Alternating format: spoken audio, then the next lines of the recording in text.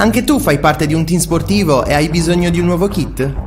Crea ora la tua identità insieme a Dimitri Sportswear. Avrai subito un 50% di sconto e il riassortimento a prezzo bloccato. Oltre 300 sono le società che si sono già affidate a noi. E tu cosa aspetti? Contattaci subito al 379 244 8537 o entra su dimitri.com.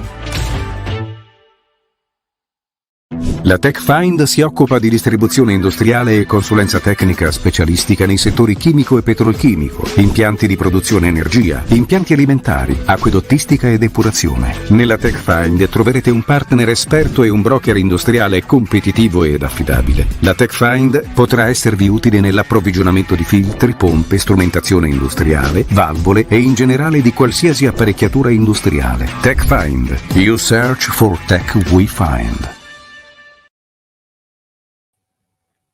Bentrovati a tutti amici di 131, ma anche di Basketland, il nuovo primo appuntamento dell'anno qui su Trick and Roll, il nostro settimanale dedicato alla pallacanestro isolana. Quindi, come dicevo, primo appuntamento del 2024, ci siamo lasciati un po' prima delle festività natalizie. Il basket comunque sia è andato avanti e ci sono dei risultati, ci sono degli eventi, anche chiamiamoli così, che è giusto raccontare. Lo faremo oggi, dove parleremo non solo di basket femminile, che sarà il tema principale di questa puntata, ma anche tanto di Dinamo Sassari impegnata sui parquet europei e non solo. Ma andiamo con ordine. Prima di tutto do il bentornato a Monica Borci qui al mio fianco. Grazie, buonasera a tutti. Con noi ovviamente c'è Nando Mura. Ciao Nando. Buonasera, bentrovati. Siamo contenti di avere con noi come primo ospite di questo nuovo anno il presidente del Basket San Salvatore Serratius, Marco Mura. Buonasera Presidente. Buonasera a tutti. Nando, subito come al solito passo la palla a te, perché l'avete invitato perché dopo un avvio incerto, 3 sconfitte nelle prime 3 giornate, San Salvatore ha inanellato una sequenza di vittorie da capolista, 9 vittorie in 10 partite, e quindi dall'ultimo posto si è ritrovata al quarto, che significa accedere automaticamente, il quarto posto al termine del girone di andata significa accedere automaticamente al Final 8 di Coppa Italia, che si dovrebbe svolgere ai primi di marzo a Roseto degli Abruzzi, e quindi questo è un risultato storico per una piazza che in questo momento fa parlare tutti in Sardegna, ma anche a livello nazionale, anche se limitatamente al settore femminile. Presidente, io mi chiamo Mura, si chiama Mura anche lui, ma non siamo parenti, questo andava detto per completezza di informazione. Faccio una domanda stradale: quanti chilometri ci sono tra Serratius e la 1? È presto ancora per parlare di A1.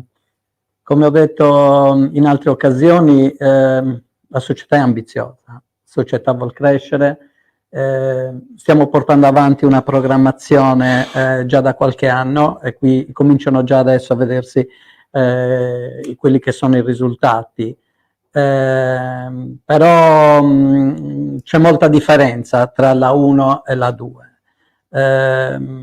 Non che noi non ci crediamo un giorno di arrivare in A1, però ci sono tutta una serie di problematiche che sono quelle dall'impiantistica, e poi ci vogliono risorse differenti, ma inoltre in questo momento San Salvatore non ha quella organizzazione societaria che consentirebbe, con la partecipazione a un campionato impegnativo come quello di A1. Siamo ambiziosi, come ho detto, ci crediamo che un giorno ci possiamo arrivare, però dobbiamo fare dei piccoli passi, ecco, per arrivarci. Ecco, faccio un'altra domanda velocissima, sempre in tema di ambizione. Voi andrete a fare questo Final 8 di Coppa Italia, io posso dire di aver visto almeno una decina di Final 8 di Coppa Italia, sto parlando della Dinamo, e mentre nei campionati, quelli normali, vince il più forte, invece nelle Final 8 di Coppa Italia abbiamo visto vincere la Coppa Italia a Cremona, a Torino, la stessa Dinamo un paio di volte, ed erano tutti sfortunati, non erano i favoriti. Ecco, voi com'è che ci andate? Come underdog? Come andate? Per la prima volta vi affacciate anche in una kermesse che ha una sua bella eco nazionale. Quali sono le ambizioni in questo Final 8? Atto di presenza oppure? No, assolutamente. Non andiamo certo a fare una gita. Andiamo consapevoli di quelle che sono, cioè le nostre possibilità, il nostro gioco, Non dimentichiamo che, come hai detto giustamente, negli ultimi 10 partite ne abbiamo vinto 9. Quindi questo quarto posto... L'unica l'avete perso di un punto. Sì, quindi ne abbiamo perso una di un punto. Ma questo dice che la squadra, dopo il periodo iniziale, che noi un po' ci aspettavamo, a parte che abbiamo incontrato le 2 formazioni che oggi sono cioè prima in classifica, perché abbiamo incontrato Derthona, abbiamo incontrato San Giovanni Valdarno, la seconda partita dove abbiamo perso di 1, poi la squadra si è un po' assestata e abbiamo inanellato tutta una serie di vittorie. Tra l'altro io dico, la squadra ha ampi margini di miglioramento, perché oggi come oggi non abbiamo mai avuto la squadra al completo, perché per un motivo o per un altro abbiamo sempre dovuto rinunciare a qualcuna delle atlete. Faccio l'esempio di Samira Berrad, che è il nostro play, abbiamo presa per fare il nostro play e sino ad oggi ha giocato pochissime partite. Quindi dico, cioè, noi andiamo lì per giocarcela. Quindi dico, quel quarto posto è legato a 3 sconfitte iniziali e poi cioè siamo in crescita, ecco, poi adesso domenica andiamo di nuovo, sabato andiamo di nuovo a Derthona, quindi... È quasi un derby, perché c'è la curiosità, se Largis e Derthona hanno lo stesso numero di abitanti, 28.000. Sì. Forse il proprietario, il presidente sì, Gavio, è economicamente uno che sta c'è una differenza, sì, però questo, cioè, nel bello dello sport è anche questo, che non si fa tutto con i soldi. È vero che sono importanti, se non ci sono i soldi non si... però non è detto, cioè si possono fare anche dei buoni campionati con meno risorse, e penso che noi questo poi lo stiamo dimostrando. A proposito di questo volevo fare una domanda: quanto è importante il contributo economico sia degli sponsor ma anche di comune e regione? Io dico che per noi senza gli sponsor, e qui tocco cioè senza il main sponsor, che oltre, cioè che Giuseppe e Monica sono i titolari, senza il nostro main sponsor non so dove il San Salvatore sarebbe potuto arrivare, perché sono quelle persone che ti aiutano non solo da un punto di vista economico importantissimo, ma c'è un confronto con loro anche da un punto di vista organizzativo, cioè quando c'è bisogno sono presenti, e questo diciamo un aspetto che ci fa lavorare un po' molto serenamente, nel senso, se c'è un problema non dico che chiamiamo, però cioè coinvolgiamo un po' tutti. E quindi sono aziende, quindi sono abituate a lavorare con i numeri, con le cifre, a fare bilanci. Sì, però loro hanno, cioè oltre all'essere i titolari dell'azienda, io dico hanno un cuore, nel senso che sentono il San Salvatore loro e partecipano, cioè non solo economicamente, ma anche da un punto di vista, diciamo così, affettivo e di coinvolgimento. Ecco. Infatti quando anche si costruiscono le squadre, quando si prendono delle decisioni, io sono come presidente, ma tutta la società ci piace coinvolgere anche queste persone. Quindi dico, senza gli sponsor non per nessuna parte. Ecco, però lei chiedeva proprio regione, comune, sì, che rapporto avete con loro? Cioè, il rapporto è buono. La regione è sempre stata... contribuisce nelle trasferte. Sì, nel loro piano triennale. Io da poco ho avuto il modo di parlarne così. Devo essere sincero che la regione lavora bene, la regione aiuta le società. Poi ovviamente non può farsi carico di tutte quelle che possono essere le... Quello che non si possa neanche fare per legge, sarebbe dico, cioè, a parte questo, però dico, cioè, la regione aiuta le società sportive, perché altrimenti noi non faremo un campionato di questo genere. Il comune è la stessa cosa, quest'anno ci ha aiutato, l'anno scorso ha avuto dei problemi, però adesso si stanno impegnando, cioè dovrebbero farci un parquet, perché è un parquet vecchio. Cioè vanno sollecitati ovviamente, come tutte le cose, però io devo dire che non posso fare un atto d'accusa nei confronti né del comune. Oltre che un parquet, io direi anche qualche posto in più in tribuna, perché magari molta gente non viene a vedervi perché sa già in partenza che non troverà posto.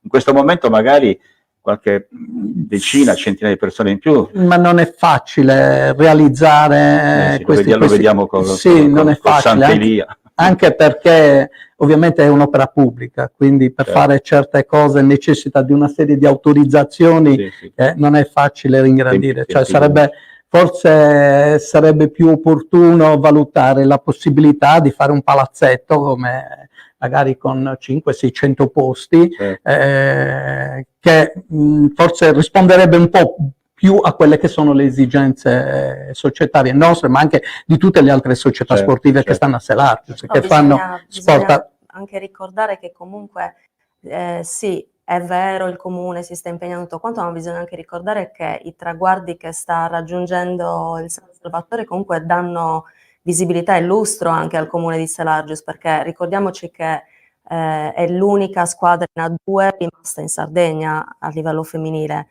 quindi insomma portare la bandiera del comune e anche della regione fuori appunto dalla Sardegna non è poco, penso che sia una cosa molto importante portare anche questo tipo di visibilità all'esterno. Ma questo sicuramente, però poi queste cose, io dico, devono nascere anche un po' da loro, cioè noi stiamo cercando con i nostri impegni, le nostre risorse anche personali, cioè di far crescere questa società. Quando parlo di società non parlo solo della A2, perché noi forse siamo una delle poche società che ha un maschile e un femminile, cioè il femminile che fa la A2, abbiamo la serie D che fa l'interregio, cioè la serie D regionale, abbiamo un settore giovanile, diciamo, con molti iscritti, abbiamo delle squadrette, cioè delle squadre, l'Under 19 femminile, campionessa regionale, quest'anno sta facendo un buon campionato, quindi dico, cioè è tutto il movimento che si muove, ecco, quindi dico, loro è vero che portiamo il nome di Selargius al di là, però poi cioè devono anche capire, noi abbiamo anche una funzione sociale, cioè, e questa è la cosa, ritengo io, più importante. Ecco, Presidente, proprio arrivando su questo e poi spostandoci sul lato più sportivo, abbiamo parlato degli sponsor, abbiamo parlato delle istituzioni, si può parlare anche di una comunità che comunque sia riempie il palazzetto di Viale Vienna quando si può, e quindi il raggiungimento di un evento come la Final Eight è la fine per ora di un processo che comunque negli anni ha fatto sempre uno step avanti, perché una società che magari è partita dalle salvezze in A2, poi è arrivata ai playoff e adesso invece si regala questo traguardo. Ma questo è il risultato di un progetto, di una programmazione. Noi nel 2019 abbiamo fatto delle scelte importanti, che nel 2019 abbiamo fatto un po' contro, ci siamo ritrovati anche qualche critica, abbiamo fatto delle scelte importanti. Piano piano siamo andati a crescere, stiamo portando avanti il nostro progetto, cioè non dimentichiamo che con coach Fioretto abbiamo fatto 2 playoff consecutivi. Come dicevo prima, il primo anno siamo usciti in semifinale, cioè abbiamo fatto sempre dei campionati, siamo andati sempre a crescere. Quest'anno, e anche allora avevamo l'obiettivo della Coppa Italia, quest'anno abbiamo raggiunto l'obiettivo, uno degli obiettivi che ci eravamo prefissati. Adesso cercheremo di mantenere quella posizione per cercare di fare i playoff e magari arrivare un po' nelle prime posizioni, che ci dia la possibilità poi di fare la bella anche in casa, magari ci dà la possibilità di continuare con... Ma in vista di un eventuale playoff col tuo telefono che squilla in continuazione, ci sono persone che ti chiedono biglietti, sareste pronti a trasferirvi eccezionalmente in un altro impianto, magari a Saducais a Cagliari, che può contenere forse 600 persone? No, quello è il vostro nido, e lì fate l'uovo. Sì. Troveremo magari un sistema per far entrare, però è giusto che certe partite si giochino nel nostro campo, certo, sono d'accordo, anche perché con il nostro pubblico. Mi è stato chiesto cioè la soddisfazione della Coppa Italia, perché la qualificazione alla Coppa Italia è troppo bella, però poi mi hanno anche chiesto, uno mi ha chiesto forse la maggior soddisfazione che io ho avuto. Io invece ho risposto che maggior soddisfazione che ho avuto è il giorno, forse c'era anche qualcuno comunque ci ha visto, che la soddisfazione più bella è stata il giorno di Costa Masnaga, che è finita la partita, i bambini del mini basket sono entrati in campo con la bandiera, c'erano forse una ventina di bambini. Per un dirigente sportivo, almeno per me, la cosa più bella è stato quel momento di vedere, cioè tutto il pubblico che ci seguiva e questi bambini con la bandiera che gridavano San Salvatore. Questa è diciamo una soddisfazione mia personale, poi l'altro è il risultato sportivo. E poi va detto anche che San Salvatore esiste da più di 40 anni, la prima 2 l'ha fatta nel 91, mi pare, è stata una parentesi un po' breve, però San Salvatore esiste 48 anni, 48 anni. 66, se non ci fosse, un discorso forse anche un po' antipatico che dico, se non ci fosse la Dinamo che è lì perché comunque il titolo sportivo l'ha comprato, voi sareste la squadra leader della pallacanestro femminile sarda. Sì, però vale noi... come la Virtus, il CUS, la Veritas e altre, adesso c'è l'Astro che hanno giocato in A2, ma noi, voi come fate a rimanere lassù? Noi cioè questi risultati ce li otteniamo passo dopo passo, cioè con sacrifici, con lavoro, con la programmazione, ripeto. E questo cioè, è il nostro percorso di crescita. Ecco. Poi in questo momento cioè, c'è la Dinamo Women che cioè, fa la 1, va bene, venga. Cioè, sì, tutto il sistema cioè, fa bene, cioè, a me dispiace quando il CUS retrocede che la Virtus non riesca a salire, perché più squadre ci sono. Un derby, sì, il derby è derby, è ma un bel richiamo, anche dal punto di vista mediatico, insomma, la settimana dei derby si sa che i giornali e le televisioni ne parlano un po' di più. Ma anche per tutto il movimento, per tutte le ragazze, cioè, ma anche per il giovanile, perché avere una squadra in A2 stimola secondo me anche di più le ragazze a impegnarsi, a cercare, ad avere ambizioni di arrivare in una prima squadra. Quindi cioè, da una parte cioè, dispiace ecco, che il CUS sia retrocesso, perché il derby, come dicevi giustamente... Sì, è che il CUS non riesca, la Virtus non riesca a risalire, insomma. Questo è... La Virtus ha vinto 62 delle ultime 62 partite giocate in B regionale, però poi quando va a fare gli spareggi... Perché la differenza, c'è molta differenza. Più facile salvarsi che non risalire l'anno dopo, immagino, questo è così. Perché? Ecco, per passare al basket giocato, forse la partita contro Giussano che vi ha dato insomma, questo traguardo e che ha chiuso un giro comunque molto positivo, possiamo vedere anche la classifica, insomma è un po' una foto di una squadra che comunque anche nei momenti magari delle difficoltà, perché non è stata una partita semplicissima, soprattutto nei primi 2 quarti, poi alla fine esce, alza la testa e quando aumenta l'intensità, insomma si fa difficile per tutte, Presidente. Indubbiamente. Non tutti sanno che noi la settimana scorsa abbiamo allenato in 5, perché gli altri 5 erano a letto con la febbre. Quindi dico, questo che cosa, cioè, questo perché? Perché le ragazze, nonostante qualcuno avesse ancora qualche lineetta di febbre, è venuta al campo, ha giocato, nel momento abbiamo iniziato un po' male, perché il primo quarto abbiamo proprio, forse mettiamoci la tensione, mettiamoci, anche loro sapevano qual era diciamo, il valore di quella partita, perché, però poi, e questo ci è capitato in varie occasioni, piano piano nel secondo tempo la squadra si ritrova e lì quando iniziano a giocare di squadra, a difendere forte, allora ecco che... L'investimento su un allenatore della penisola, che credo sia di Pavia, di quella zona lì, di Broni forse. Di Pavia, sì. Di Pavia, Simone Righi, è stata una scelta obbligata perché qui in Sardegna non c'erano che soddisfaceva le vostre richieste, oppure è stata una scelta mirata, cioè andare a prendere un ragazzo giovane, emergente, professionista? Perché bisogna dargli dei meriti a questo ragazzo, insomma. Ma indubbiamente. Simone... È stata una scelta societaria, ma che rientrava un po' nel nostro progetto. Dopo 2 anni di playoff con coach Fioretto, la società voleva un qualcosa di diverso. Io sono il primo che volevo un giovane, uno che lo volevo dal continente, per vedere quali erano anche i metodi di lavoro. Non è che abbiamo preso il primo, cioè ovviamente abbiamo studiato un po' quelle che erano le caratteristiche di Simone, quello che era già dalle prime telefonate l'abbiamo fatto venire, è stato con noi, abbiamo visto che aveva tanta passione, aveva tanta competenza e tanta voglia di fare. Allena la nostra Under 19, allena anche la B e la Serie A. Ha un ottimo rapporto con le ragazze, con qualcuna delle atlete, anche forse più piccolo, perché forse mi sa che è più piccolo di Granzotto, Sì.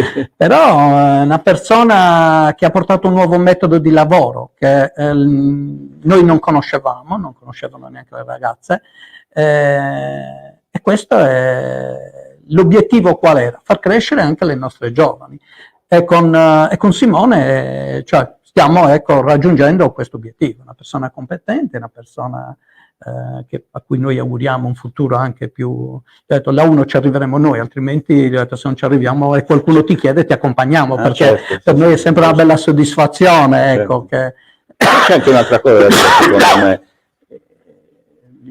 ho visto diverse partite vostre anche dal vivo in streaming, cioè c'è una bella identità, cioè se tu vedi giocare la Ceccarelli, la stessa Granzotto che citavi poco fa, sembrano due ragazze di Serargios, non sembrano due ragazze che arrivano una da Roma e l'altra da Venezia o dal Veneto. Questo che cos'è? È l'aria che si respira là dentro, la capacità che avete voi di coinvolgere le ragazze, oppure sono le ragazze che sono molto professionali in questo? Però ti ripeto, la Ceccarelli, la Granzotto e altre ancora sembrano ragazze cresciute lì da voi. Io ci aggiungerei anche la Bab, sono delle ragazze che sono venute 3 anni fa, delle ottime professioniste, delle bravissime ragazze, che hanno capito qual era lo spirito del San Salvatore,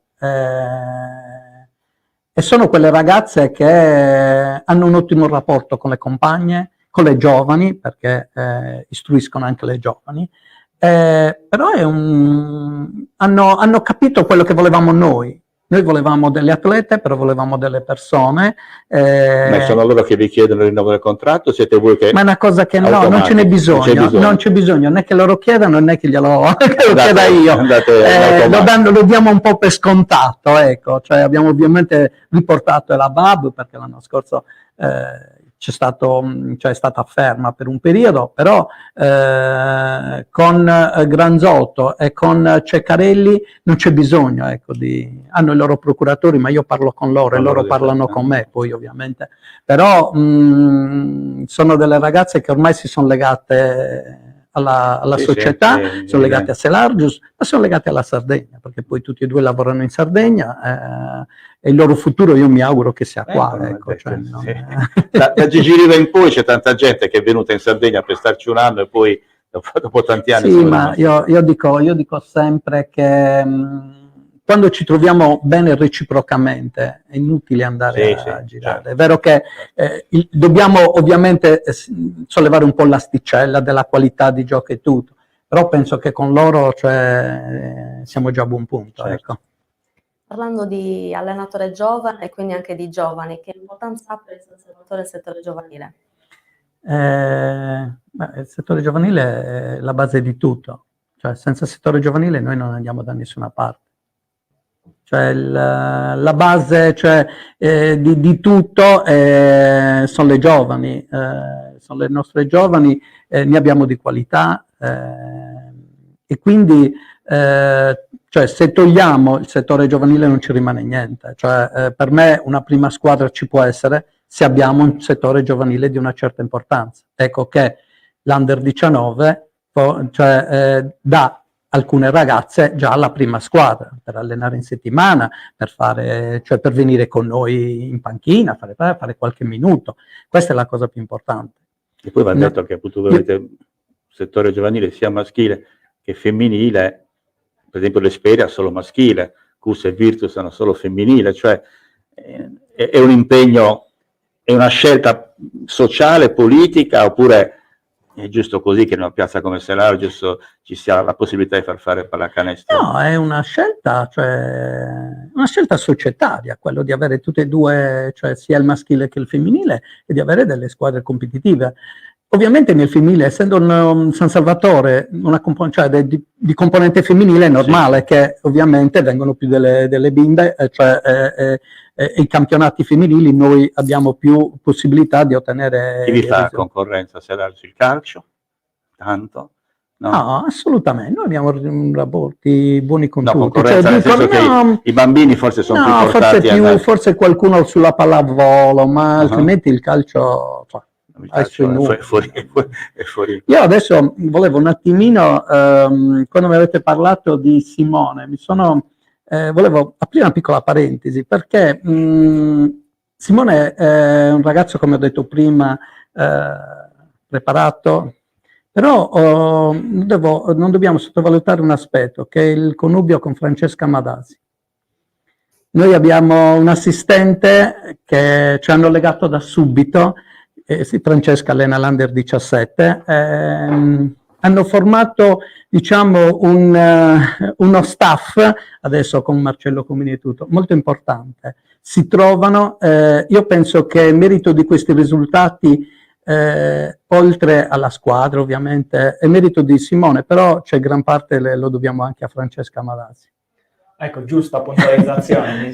Voluto puntuare, no, perché lavorano bene insieme, questo va riconosciuto. Anche perché, insomma, il progetto è vasto e quindi non basta solamente una persona, No, sicuramente... no, ma ne abbiamo anche altri, come sai, esatto, so, anche nel maschile.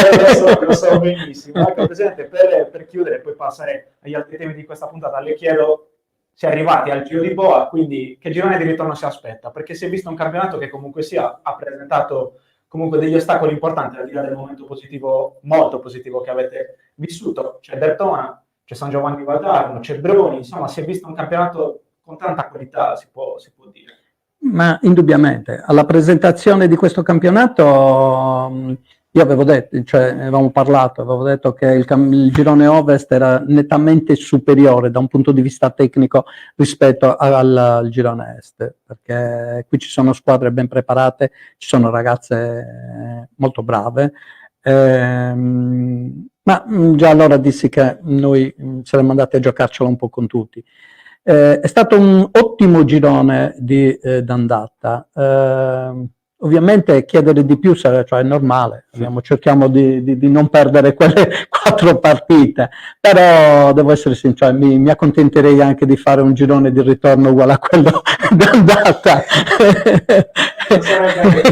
Non sarebbe sicuramente male. No, anche perché avere quarti significa avere in casa. Sì, sì, è per quello, come dicevo prima, voglio un eventuale in meno. Sì, che non, no, che quello. Assolutamente. Insomma, chiudiamo questa bella parte riservata alla Tech Fan San Salvatore Serabio, sarà tutta la società del San Salvatore. Il Presidente rimane in studio con noi, però noi andiamo al capo di su in questo momento, Nando, perché è la settimana europea per la Dinamo Sassari. Partiamo, visto che siamo nel campo femminile, dalla Dinamo Women di Antonello Restivo, che si godrà gli ottavi di finale di Eurocup. Restivo ha parlato, insomma, di una festa da godersi, forse sì. Giustamente. Non... Guarda, mi è venuto in mente l'altro giorno, guardando la partita deludente che il Cagliari Calcio ha fatto a Milano, mi è venuta in mente una frase che mi aveva detto Meo Sacchetti, che forse abbiamo messo anche nel libro che abbiamo scritto assieme, di quando loro erano andati a Dinamo, erano andati a giocare a Madrid contro il Real Madrid. E Meo non è che aveva fatto grandi discorsi, nello spogliatoio la prima partita ha detto: ragazzi, siamo a Madrid, godetevela, giocatevela. Magari se uno di voi fa 20 punti domani ti chiama una grande squadra. Ecco, il Cagliari avrebbe dovuto giocare con quello spirito, che è lo stesso che dovrebbe utilizzare in questa 2 giorni sassarese, perché stasera la Dinamo giocherà l'accesso al top 16, o come si chiama, insomma, agli ottavi di finale della Champions, e domani toccherà alle ragazze. Intanto sono una squadra sarda che fa 2 coppe europee e già questo è un fatto eccezionale. Ha dietro una città, dietro tanta passione.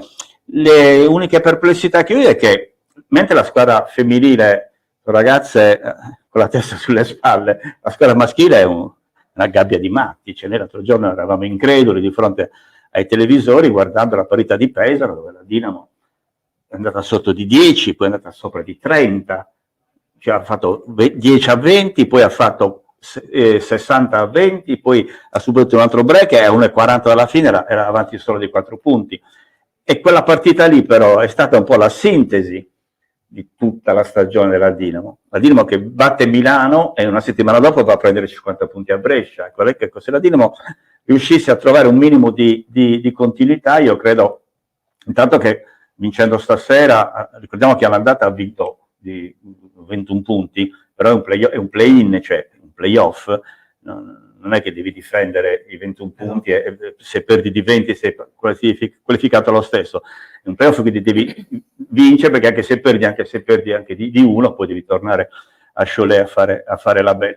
Però è un momento comunque di crescita, perché la Dinamo comunque a Pesaro ha vinto, in settimana precedente aveva vinto, nei giorni precedenti aveva vinto a Cholet, e probabilmente, citando un famoso gruppo rock californiano degli anni 70, il Jefferson Airplane, probabilmente che noi anziani conosciamo, probabilmente è stato l'innesto di Jefferson, sulle cui ali la Dinamo ha trovato entusiasmo, perché ha trovato un playmaker che fa canestro, ha trovato un playmaker che, insomma, i playmaker sono molto importanti. Quindi è un bel momento questo, vedere la Dinamo che su due fronti, con due squadre, una maschile e una femminile, porta in giro per l'Europa il nome della Sardegna, di Sassari. Ecco, al di là di stasera, ti chiedo, domenica comunque si gioca contro Pistoia.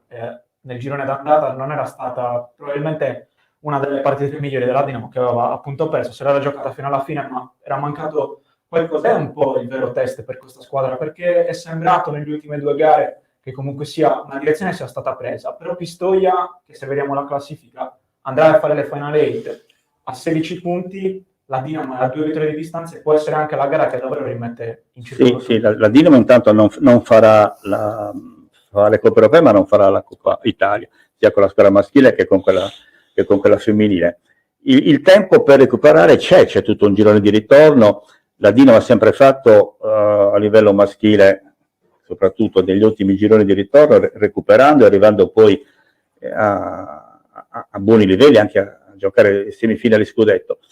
La parola magica è continuità, cioè se poi tu domenica in casa con Pistoia ti ritrovi nuovamente sconfitto e devi ripartire da capo, è brutto, cioè devi cercare di dare un po' di continuità. Però io credo che anche Bucchi sia stato bravo, come tutta la società, a gestire il momento critico. Ha fatto alcune operazioni anche abbastanza visibili, occhio nudo, cioè Cruz è tornato in quintetto e McKinney si è seduto, ha affidato le chiavi della regia a Jefferson, e soprattutto Bucchi è stato chiaro nel dire una cosa, cioè dobbiamo fare canestro. La Dinamo ha perso, prima di la partita vinta domenica a Pesaro, ha perso le 6 partite precedenti perché segnava 66 punti a partita, cioè 66 punti, ma non nel basket degli anni 50, da sempre, se tu fai 66 punti non vinci. E quindi ha invogliato la squadra a fare canestro, e abbiamo visto come le percentuali sono cresciute. Poi sai, vittoria chiama vittoria e le cose migliorano, però ci vuole anche un po' di tempo, forse. Quello che diceva prima il presidente, cioè perché le prime partite Seraggio le ha perse? Perché c'erano giocatrici nuove, perché c'era da inserire un po' tante cose, far capire via. La Dinamo ha pagato questo fatto, ha pagato tanti infortuni. Adesso abbiamo visto che è tornato Job dopo l'operazione al menisco, c'è un nuovo playmaker. L'altro era anche un playmaker che portava negatività, secondo me, lo vedevi dalla faccia, probabilmente non era contento anche della sua scelta, finché è andato via. Ma voglio dire, se non si fosse fatto male anche Benji del campionato, io credo che oggi la Dinamo sarebbe probabilmente davanti a Pistoia e non dietro. Anche perché probabilmente era il giocatore su cui ruotava tutto, viste le caratteristiche comunque del roster costruito da Pasquini e da coach Piero Bucchi. Per chiudere la puntata andiamo invece a Cagliari, quindi torniamo giù, andiamo in casa Esperia, e forse un'altra squadra che ha avuto delle difficoltà sia per quanto riguarda la costruzione, poi ha fatto tanto bene, ora sta soffrendo un pochino Nando, insomma, la sconfitta in casa contro Val di Ceppo, che è una diretta concorrente. La sconfitta è doppiamente pesante, perché l'Esperia aveva vinto, Val di Ceppo è una frazione di Perugia, aveva vinto a Perugia di 12, invece qui a Cagliari ha perso di 13, quindi nel gioco delle differenze canestri è sempre una fregatura. Va detta una cosa, che dopo le soste, seguito queste soste di 2 settimane, vero Presidente? No, non sai mai qual è il tasso. No, bisogna aspettarsi di tutto, non si è mai. Perché poi molti ragazzi tornano a casa dai genitori perché il pandoro, il panettone, lo spumante va un po' di più. Insomma, ci sono problemi però questo conferma che la Serie B interregionale è un campionato molto interessante, di buon livello e via. Ma l'obiettivo dell'Esperia è quello di arrivare nei primi 8. Se arriva nei primi 8 non parteciperà a nessuna Coppa Coppa Italia però sarà automaticamente salva fin dalla prima fase, e questo è una bella cosa, anche se devo dire che mentre a livello femminile a 1, a 2, quello rimane da 10 anni, 15 anni forse, il campo maschile l'anno prossimo ci sarà un'altra rivoluzione, un'altra riforma, e come dicono i saggi la popolarità intesa come penetrazione di un fenomeno all'interno di una popolazione è anche direttamente proporzionale alla semplicità delle sue regole.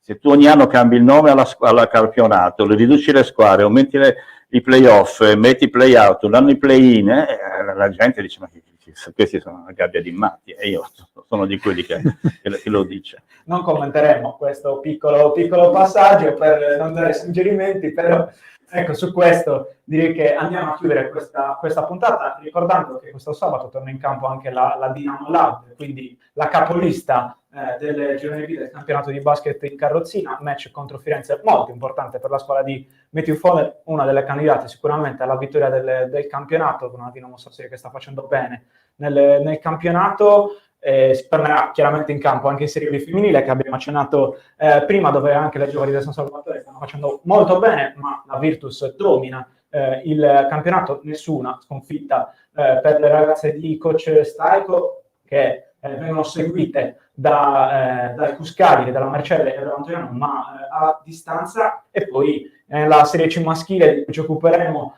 più approfonditamente nelle prossime settimane, sicuramente si comincia a delineare lo scontro tra Ferrini e Semuri, forse davvero le due squadre che domineranno tutto il campionato in attesa dei playoff. Io ringrazio come al solito Monica Bucci per essere stata al mio fianco in questa puntata, grazie a Nando Mura, grazie a voi. Come sempre, e grazie soprattutto al presidente del Salvatore Serardius, Marco Mura, per essere stato con noi. Grazie a voi, è stato un piacere poter partecipare a questa trasmissione, grazie. Perfetto, noi ci ritroviamo mercoledì prossimo come al solito alle ore 18, restate attaccati, diciamo così, ai social 1631 che di basket, per scoprire tutto quello che c'è attorno al basket sardo e allo sport sardo in generale. Ringraziamo anche UTG per averci ospitato come al solito nei nostri studi. Io ringrazio Gianluca Viola in regia e vi do appuntamento alla settimana prossima. Sigla.